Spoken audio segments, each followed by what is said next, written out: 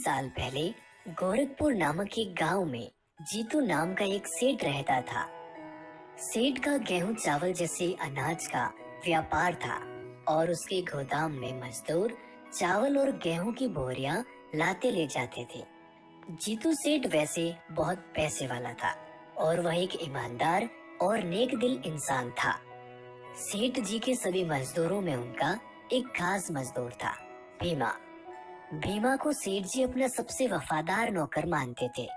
अरे ओ भीमा, अभी आया सेठ जी। आज का काम कैसा चल रहा है? मजदूर बराबर काम तो कर रहे हैं ना? सेठ जी, आज गोपाल छुट्टी पर है और राजू आधा घंटा लेट आया है। ठीक है, जाओ अब अपना काम करो। जीतू सेठ भीमा से हमेशा खुश रहता क्योंकि वह मजदूरों की सारी बात सेठ को बताया करता था, जिससे जीतू सेठ को भीमा पर बहुत भरोसा था। एक दिन सेठ जी अपने गोदाम पर बैठे थे और वह भीमा को आवाज लगाते हैं। भीमा, जरा इधर आ, मुझे कुछ जरूरी बात करनी है। जी हुजूर, बोलिए। आज से मैं घर जल्दी जाया करूँगा। तुम शाम होते ही गोदाम बंद करके चाबियाँ मेरे घर पहुँचा देना। जी सेठ जी, जैसा आप कहें। अब भीमा ने सेठ के इस विश्वास को एक अच्छा मौका समझा। सेठ जी तो बड़े बेवकूफ निकले, मुझ पे विश्वास कर लिया। भीमा अब शाम को गोदाम बंद करते समय कुछ चावल की बोरियों से चावल चुरा लेता है और उन्हें एक पोटली में भरकर ले जाने लगता है और फिर उन्हें बाजार में ले जाकर उन्हें बेच देता है।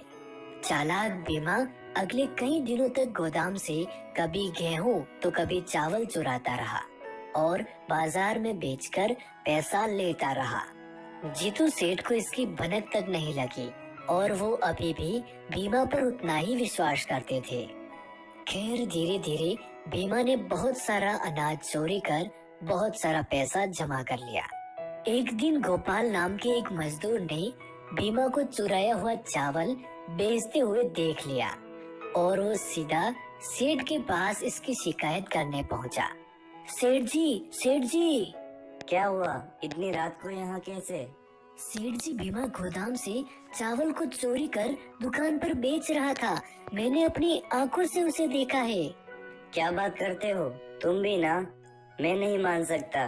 भीमा चोरी नहीं कर सकता है। जैसी आपकी मर्जी, मैंने जो देखा है वो आपको बता दिया, अब आप जानो। उसके बाद भीमा रोज चोरी किया करता था और सेठ जी को कानो कान खबर नहीं होती। कुछ महीनों बाद एक दिन भीमा सेठ के यहाँ काम पर नहीं आया। क्या बात है, आज मेरा वफादार नहीं आया? लगता है बीमार हो गया है। चलो बेचारे से मिलकर आता हूँ। कितना बोला है? सेठ जी अब भीमा के घर की ओर चले और उन्होंने देखा कि भीमा एक बड़ी दुकान खोलकर बैठा है। आइए सेठ जी, आपका स्वागत है। मैं आपको ही याद कर रहा था। क्या भीमा, ये सब क्या है? आपको तो पता ही है आप कितने कम पैसे देते हैं। अब मेरा घर नहीं चल रहा था तो जरा मैंने अपना व्यापार शुरू कर लिया, वो भी आपके पैसों से। धोखेबाज नौकर, तूने मुझे ही लूटा। गोपाल ने सच कहा था, तू गोदाम से चोरी करता था। मैं और कर भी क्या सकता था? और मैं बेवकूफ तुझ पर विश्वास करता रहा। अब जीतू सेठ गुस्से से वहाँ से चले गए और उन्होंने एक सबक सीखा कि कभी किसी गैर इंसान पर इतना विश्वास नहीं करना चाहिए कि स्वयं का नुकसान हो जाए।